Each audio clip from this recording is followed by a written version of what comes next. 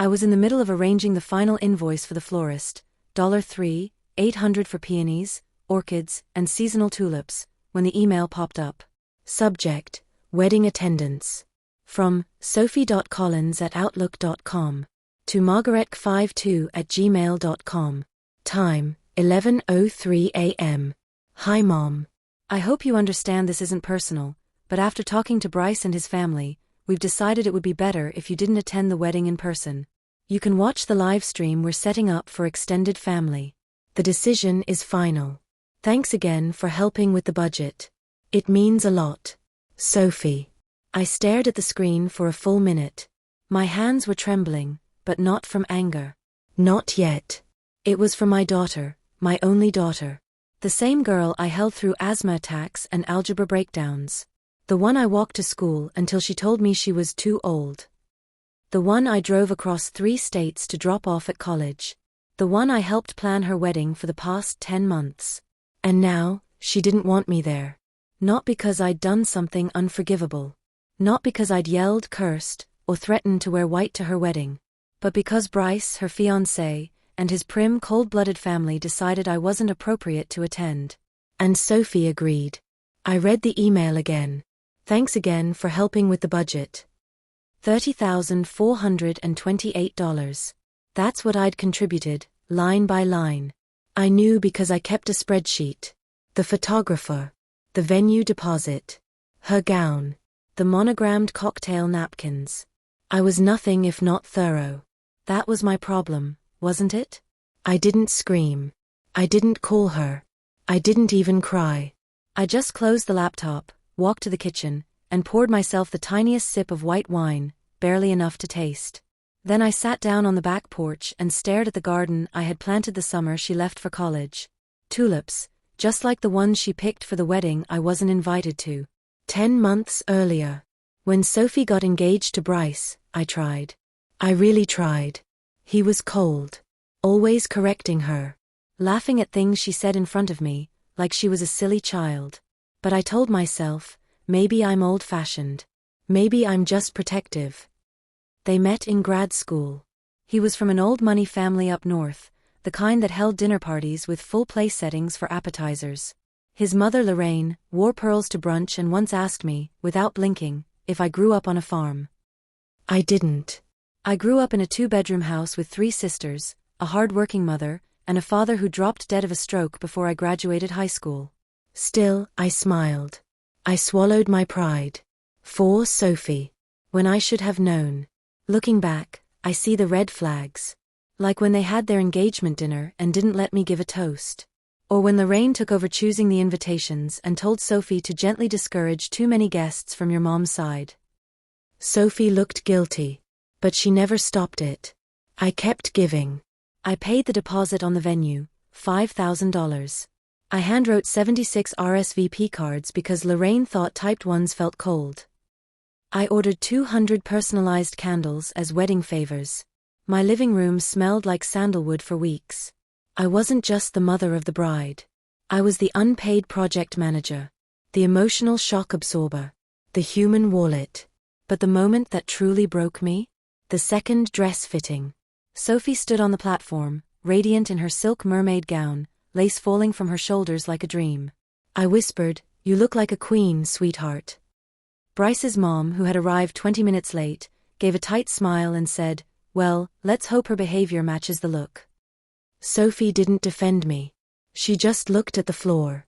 That was 6 weeks before the email. Back to the present. I sat alone that night, eating leftover soup, listening to the fridge hum. Not a call. Not a voice message. Just a 7-line email asking me to live stream the day I'd dreamed about since Sophie was a toddler putting veils on stuffed animals. I considered writing back. I even opened a reply draft.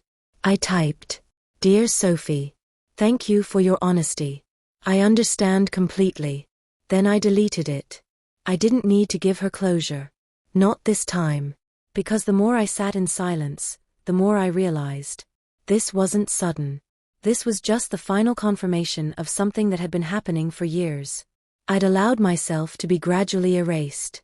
Bit by bit. For Sophie's comfort. For peacekeeping. for not rocking the boat. But now? Now the boat had capsized, and I wasn't going down with it. The pivot. That weekend, I opened that same spreadsheet and made a second tab. Wedding contributions, refund plan. No, I wasn't going to demand money back. That wasn't the point. I just wanted to see it. To confront what I had poured into this event, my time, energy, dignity. Next, I gathered every receipt. Every email confirmation. Every PayPal notice. Every florist invoice, down to the $42 extra I paid for express delivery on the boutonnieres. I wasn't plotting revenge. I was planning accountability. The final item I checked was the venue insurance, a clause I had insisted on. In the event of venue damage or event cancellation, the deposit would return to the person who paid. Me. Interesting, isn't it? Her brother's reaction. When my son Daniel came over that Sunday, I told him everything. He went still. She emailed you not to come? I nodded. He didn't yell. Just clenched his jaw and shook his head. You paid for that wedding. I did, I said. You're still going, right? No, I said. But not because they told me not to. Then I showed him what I was working on. When I finished explaining, Daniel looked at me the way a child looks at a parent who just revealed a secret superpower. Mom, he said, you're a legend. No, I wasn't a legend. I was just done. Done being the backup singer in a show I financed. Done being nice to people who saw me as a wallet in sensible shoes. What comes next? I did not send Sophie a response. I watched her Instagram go dark as the wedding approached, probably at Lorraine's request. But I had a plan. A quiet one. No shouting. No spectacle. No thrown wine glasses. But it would be felt. By Sophie. By Bryce. By every single person who thought Margaret Collins was just the warm-bodied sponsor of their polished little production. I wouldn't crash the wedding. I'd eclipse it. And I'd start with one document they had no idea I held. I used to think that motherhood was a kind of sacred tether, an unspoken bond that, no matter how frayed by time or conflict, could never truly snap. But I learned that even the strongest cords can be cut clean if you hand someone the scissors. The day after I received that email, I did nothing. No dramatic confrontations. No tearful voicemails. I didn't even text back. Instead, I made coffee the way I always do, black with 1 sugar, and sat at the dining table surrounded by flower samples, vendor contracts, and invoices. All the bones of the wedding I'd helped plan, now obsolete. It wasn't just a wedding. It was her wedding, my daughter Emily's. And for months, she'd let me believe I was part of it. I'd spent $30,432.18, to be exact. Not that I was keeping tabs at first. It started small, helping her secure the vineyard venue she wanted. Then the floral arrangements. Then covering the dress deposit when her fiancé's family needed more time to contribute. But time passed, and I realized no one else was contributing. They were just watching. Watching me carry the entire thing, emotionally and financially. But I didn't mind. I wanted her to have a beautiful day. I wanted to show her that even if her father had walked away from us years ago, I never would. That morning, I stared at that email again. Hi Mom, I've thought about this a lot. I think it's best if you don't come. It's just too much energy, and I don't want drama. You can watch the live stream. It'll still be special. Still be special. As if I were some distant relative. A side character in my own daughter's life. By midweek, word had spread through our extended family. My sister Lorna called me in a rage, demanding to know why she wasn't invited either. My cousin Janet, who'd been helping with the reception seating chart, emailed to say she was so sorry, but understood that these things are complicated. No one called Emily. They just drifted away. Maybe it was guilt by association. Maybe it was fear. But one by one, the people who had rallied around her for months began stepping back. I wasn't sure what I was going to do. But I knew this, I wasn't going to fight my way into a room I helped build. On Thursday, Emily's wedding planner, Mallory, called me, nervous, voice clipped. Hi Margaret. I just wanted to confirm some final payments. I know you were handling the decor, bar service, and the string quartet. I corrected gently. Sorry, I was handling those things, I said. Not anymore. A long pause. I was also paying for the catering, I added. I've notified them they won't be needed. The deposit was non-refundable. Consider it my final gift. Wait, Margaret, if you pull out now we can't, Emily's expecting. Mallory, I said calmly. Emily uninvited me to her wedding via email. If she wants a wedding, she can plan it herself. Or maybe her new mother-in-law can. I ended the call before I could cry. And for the first time in weeks, I felt still. That weekend, I went to a movie by myself. I hadn't done that in years. I took a walk through our local farmer's market, bought lavender honey, and said yes when a kind-eyed vendor asked if I liked jazz and handed me a flyer for a local show. I didn't mention the wedding to anyone. I just lived. Quietly, softly. And every time my phone buzzed with a new text or call from Emily's planner, I turned it over and walked away. But I kept one eye on social media. Not out of spite. Curiosity, maybe. Or caution. Emily had scrubbed any trace of me from her wedding posts. Her updates were now filled with bubbly captions like "Can't wait to walk down the aisle with my favorite people," and "So lucky to be marrying my best friend with our chosen family by our side." Chosen family. She meant Darren's parents. Darren, who'd once tried to borrow money from me behind Emily's back to pay off a gambling debt. Darren, who'd cried in my kitchen and promised to do better. Darren, who I had protected for her sake. The next bomb dropped on Monday. I received a text from my younger daughter, Tessa. "Mom, did you really cancel everything for Em's wedding?" "Yes." "Holy crap. She's freaking out." "I imagine she is. Are you okay?" I stared at that last message for a while before responding. "Actually, Tess, I think I finally am." The week of the wedding, I did what no one expected. I packed a suitcase and booked a quiet Airbnb in the mountains. No TV. No cell service. No internet. I left my phone with Tessa, just in case there was an emergency. And I left behind one sealed envelope, addressed to Emily, with a return receipt and a tracking number. Inside was a simple note. "Emily, you made your choice. You removed me from your life's most sacred moment. That's your right. But I will not fund my own erasure. I hope your day is still beautiful. Love. Mom. P.S. I've redirected all remaining funds into a trust, for myself. For once, I choose me." The wedding went on, though scaled back drastically. Tessa filled me in days later.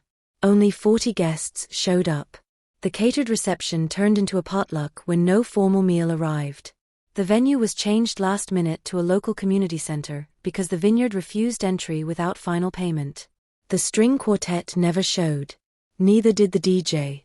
Apparently, Emily cried all through the ceremony, but not because of love.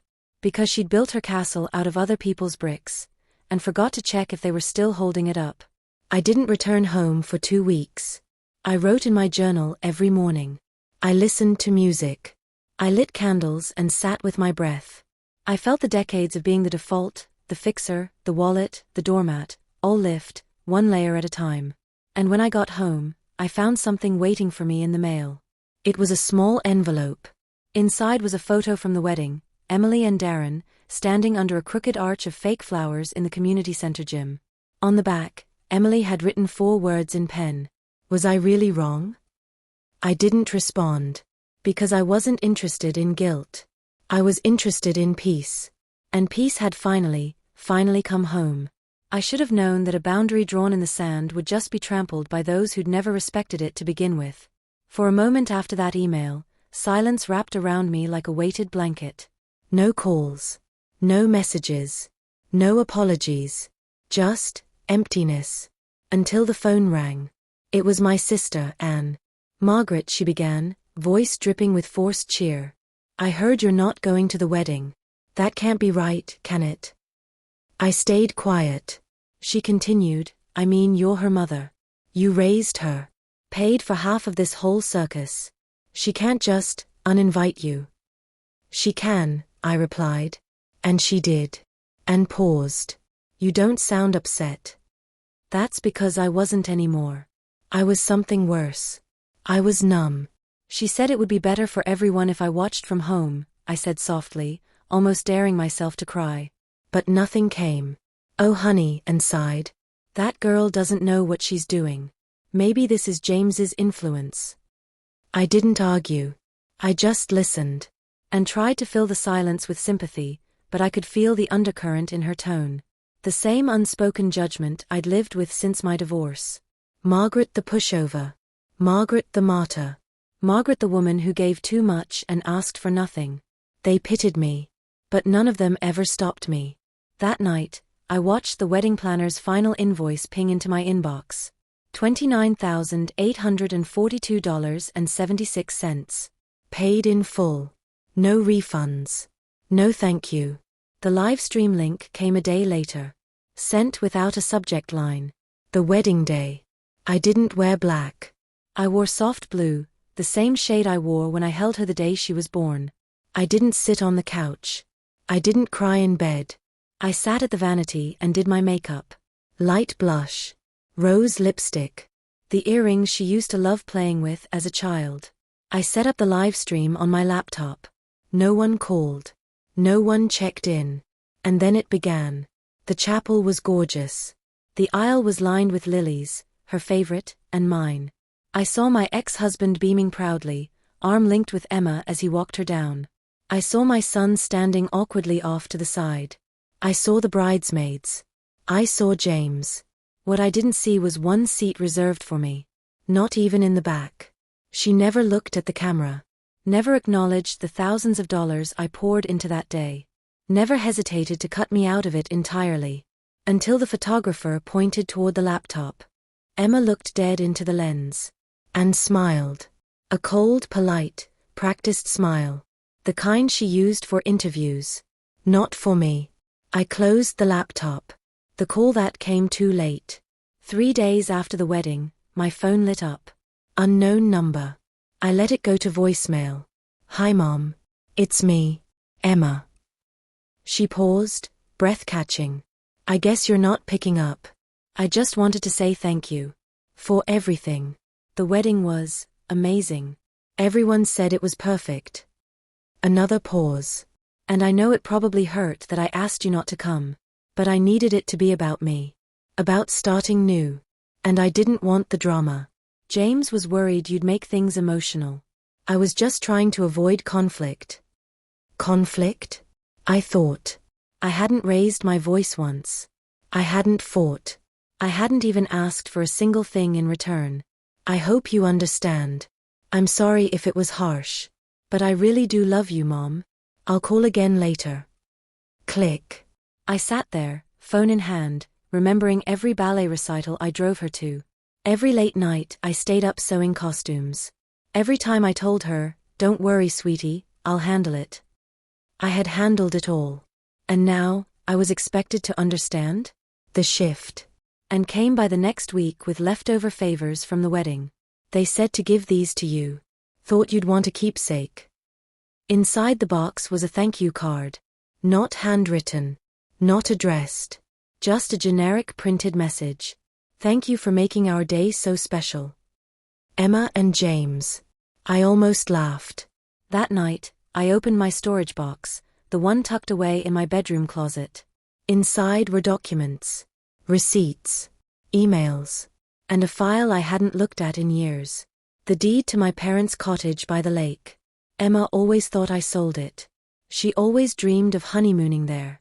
She didn't know I kept it. Quietly. In my name only. It was supposed to be a surprise gift. My legacy to her. But now, it felt like something else. A tether. A reminder.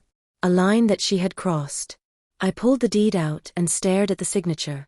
Margaret Collins. Still mine. Still standing. The honeymoon reveal. A week later, I received an email. From James. Subject line, the lake cottage details.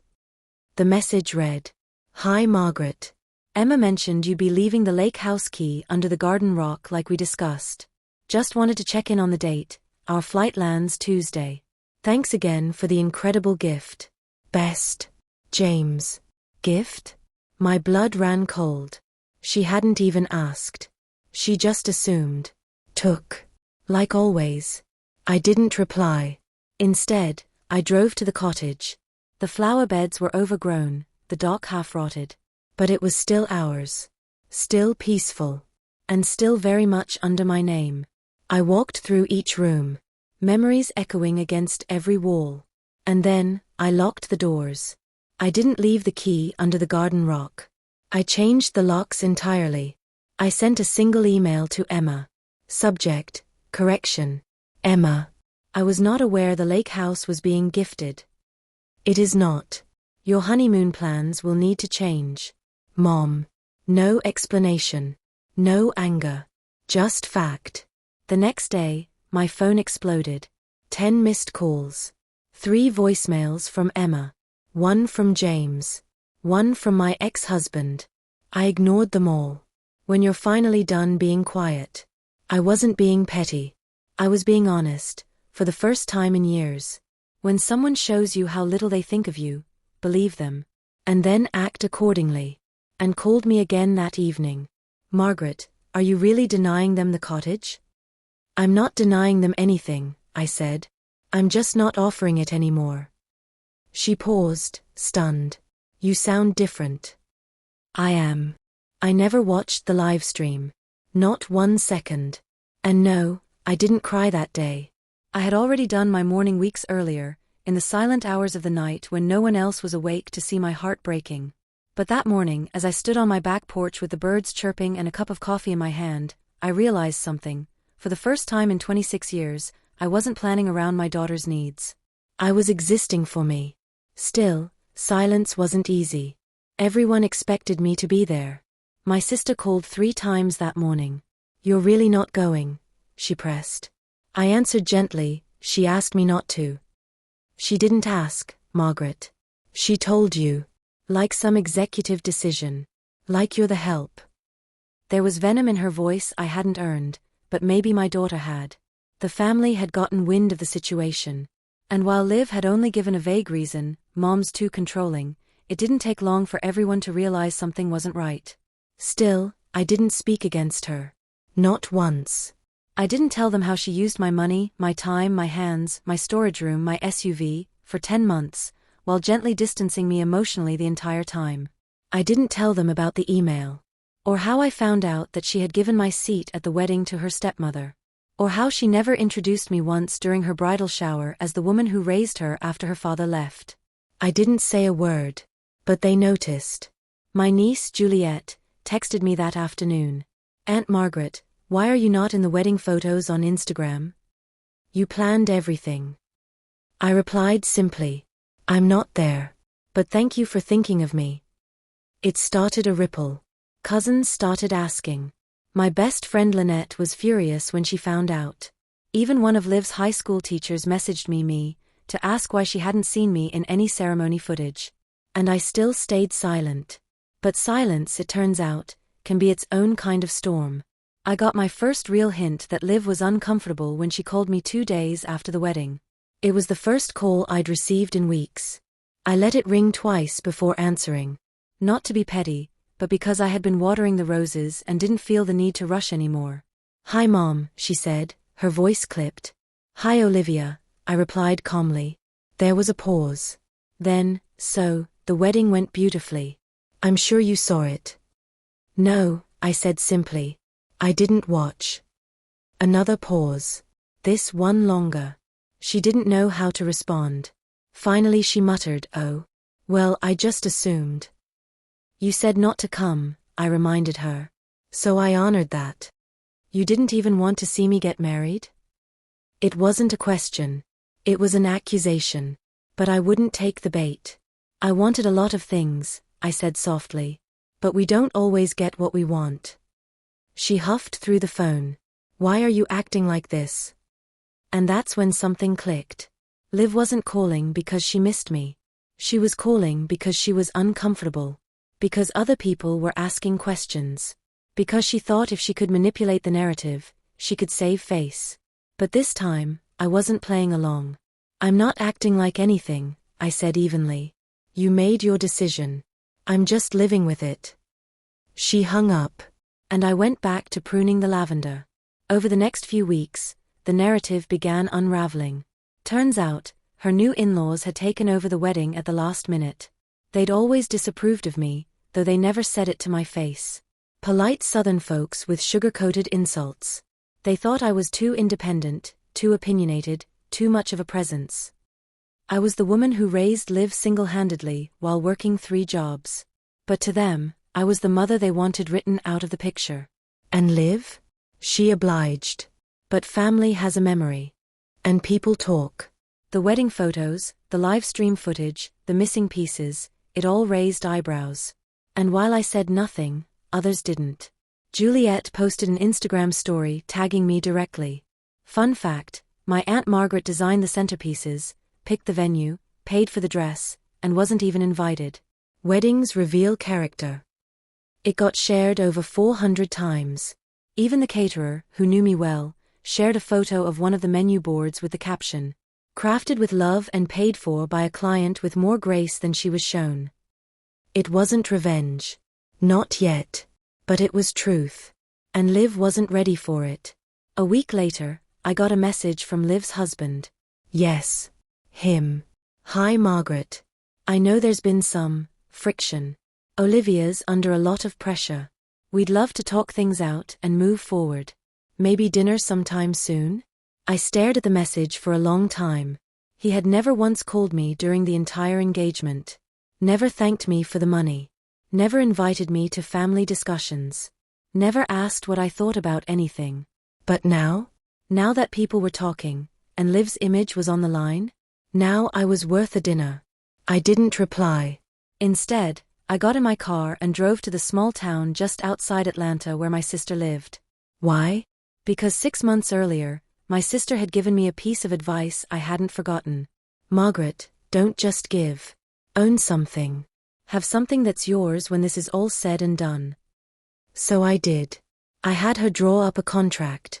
A very quiet, very private contract, one Liv had signed without reading. And it was about to matter more than anyone knew.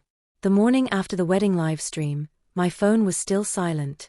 No thank you, no I'm sorry, not even a text saying the ceremony went well. Just silence. Except for one notification, an online payment confirmation.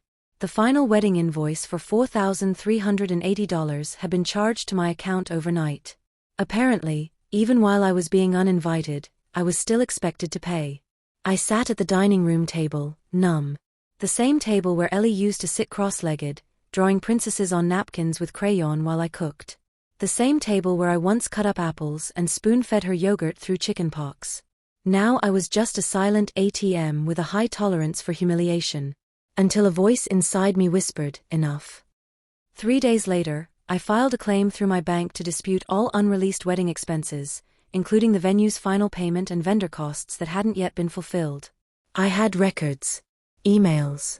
Voicemails. Even the original contract Ellie made me co-sign, labeling me as the primary financier. It wasn't revenge. It was detachment. I also called the bridal boutique. As the purchaser of the $3,200 gown, I had legal right to delay final processing. It hadn't been picked up yet. That order? Cancelled. The bakery? Same. I told them the wedding had taken place and I, the payer, was retracting the unused delivery order for the extra dessert tower. One by one, I reclaimed the tiny pieces of myself that had been chipped away. It took 2 more days for the phone to ring. Ellie. Mom. What did you do? Her voice sounded hoarse, like she'd been crying or screaming. Ellie, I answered softly. You told me not to come. So I assumed my role in this family was optional. Are you seriously canceling the dress and vendors after the wedding? You're making me look like a scam artist. Ellie, I said, I wasn't informed about the final costs. You told me I wasn't invited. I thought it best to treat the event like any other stranger's live stream. That is so manipulative, she screamed. You knew what those vendors meant to me. You're doing this to hurt me. I'm doing this because I finally realized something, I said. I paid for a seat at your life, and then you revoked it. That's not love. That's leverage. She hung up on me. Later that night, I got a different call, from Claire, my younger daughter. She hadn't said a word during the wedding fiasco, just stayed quiet and distant. Mom. Ellie's melting down, Claire said gently. She's telling people you're blackmailing her. I'm not. I just cancelled what hadn't been used, I replied. The money I spent was never a gift. It was a commitment, and commitments go both ways. Claire exhaled on the line. You did what she would never expect. There was a long pause. I don't blame you, she finally whispered. That Sunday, I went to the art museum alone. Not out of sadness, but out of peace. I walked slowly through the Impressionist wing, soaking in Monet and Renoir, letting the colors fill a part of me I'd left dry for years. When I returned home, there was a voicemail from Ellie. You have no idea what you've done, she said. Everyone's talking. You humiliated me. You're done. You're cut off from my life, Mom. Don't expect to ever meet your grandkids. Don't expect anything. Click. I sat still. And smiled. Because for once, I believed her. The irony was, Ellie hadn't humiliated me with that email. She'd only revealed how little she thought of me. What humiliated her now was me refusing to play the role she'd assigned. I didn't cry. I didn't plead. I simply removed myself, and the money that came with me. I didn't respond to the voicemail. Instead, I forwarded it to my lawyer, who was already helping me draft paperwork to transfer all remaining funds in Ellie's name into a trust with strict conditions. Not to punish her, but to protect my peace. If she wanted to rebuild a relationship, she'd have to earn it without emotional warfare. The local wedding blog that had featured Ellie's engagement photos pulled her right up quietly after vendors began whispering about a mother filing disputes post-ceremony. No legal damage, but reputation-wise? Not the curated fairy tale she had planned. People began calling it the ghost wedding. No mom. No flower girl. A hollow, beautiful day live-streamed to a sea of silent guests. And now, a trail of vendors with unpaid invoices and sour impressions. Claire stopped by a week later with coffee and tulips. You're different, she said. I looked at her. How so? You're not waiting for permission to matter. She was right. For the first time in years, I wasn't navigating around Ellie's moods, expectations, or guilt tactics. I wasn't holding my breath for an apology. I was free. But freedom has a cost. A few distant relatives reached out, saying I should have just let her have her day, that I'd ruined her moment. But those people hadn't cried in my kitchen when I got that email. They hadn't heard Ellie's voice crack when she said I was too emotionally chaotic to attend the one event I'd funded and helped design. They didn't know what it was like to be uninvited from your own child's joy. Weeks passed. Ellie didn't call. Didn't text. Didn't return the $4,000 still in limbo. But I didn't care. Because peace had finally replaced the ache. And I wasn't done. Because while Ellie thought the story ended with her cutting me off, I had one last act of closure. One that she would never see coming. The day of Clara's wedding arrived with all the warmth of early June. The sun was out. Birds were chirping. And somewhere, my daughter was preparing to walk down an aisle, without her mother there to witness it. I didn't cry. I didn't pace or fidget with my hands, imagining what she might be wearing or how beautiful she looked. I didn't even click the Livestream link they'd sent in the follow-up email. You know, the one that came with the little smiley face and the words, "We'll be thinking of you from afar." 2 hearts. I had donated $30,000 to a wedding I wasn't allowed to attend. I had watched my daughter cut me out of her life like trimming excess thread from a dress hem, calmly, neatly, without flinching. And now, on the morning of her big day, I wasn't broken. I was still. Quiet. And maybe for the first time in my life, I felt powerful. I went for a walk through the park near my house. It's where I used to take Clara and Eli when they were little. The same trail where she'd once tripped over her red sneakers and scraped her knees, and cried until I carried her all the way home. I found the bench with the carving. M+D = forever. Margaret and David. My late husband. Their father. We carved that when Clara was 9. The memory didn't hurt anymore. Because for the first time, I could admit something I never wanted to before. Clara didn't just drift from me after David died. She resented me. She saw me as weak, clinging. As someone whose love came with strings and guilt. Her emails dripped with that quiet contempt. She wanted my money, not my presence. My silence, not my voice. And I let her become that. By noon, my phone had gone oddly quiet. No one from Clara's side messaged. No link reminders. No wish you were here. But one unexpected message did come in. From Lena, my late husband's sister. I just saw the post. She didn't tag you. I'm so sorry, Margaret. Confused, I opened Facebook. And there it was. A cascade of wedding photos, posted by Clara's new in-laws, her friends, even Eli. They were smiling, dancing, laughing. The captions were what stung. Such a perfect day. Everyone who mattered was there. Surrounded by love and support. A flawless wedding with all our closest people. Not a single photo had me. I wasn't tagged in one. Even the slideshow titled Mother-Daughter Memories, yes, that existed, used pictures of Clara and her new mother-in-law. I was completely erased. And finally, it hit me. I had spent years giving, helping, sacrificing, to people who saw me as disposable. But here's the thing about being forgotten. Once you realize you're not invited to their life, you stop asking for a seat at their table. And you build your own. I didn't confront Clara. Not with words. Not with rage. Instead, I called my bank. I had transferred the wedding funds from my personal savings, not from Clara's wedding account. That meant, technically, I still had her old gift account active with the linked ledger. I made one last deposit. $1. With a note attached. For the Livestream ticket. Then I closed the account. Days passed. Weeks, even. Still no call from Clara. But I noticed something strange happening in the background. Some of her friends, ones I used to know who were at the wedding, started liking my posts. Commenting on photos of me hiking, or volunteering at the community garden. One even messaged me privately. I don't understand why you weren't there. She talked about you like you were dead. I didn't reply. I just let that truth sit in her inbox heavy. Then, 3 weeks after the wedding, Clara finally emailed me. No call. No visit. Just this. Hi Mom. I just wanted to say thank you again for your support for the wedding. It turned out perfect.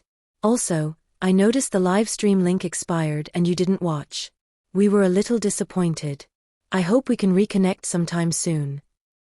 That was it. No apology. No acknowledgement of what she'd done. Just a half-hearted attempt at a guilt trip, wrapped in politeness. So I replied with the shortest message of my life. Clara, I'm glad your day was perfect. I've spent 30 years putting you first. I'm finally learning how to put myself first instead. Wishing you the best in this next chapter. Mom. I blocked her email after that.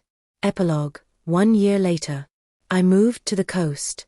I joined a women's book club, adopted a rescue dog, and started painting again, something I hadn't done since college. Clara never reached out again. Neither did Eli. But Lena did. So did an old friend from work. And so many people who had once been side characters in my life began filling my days with color again. At first, I missed her.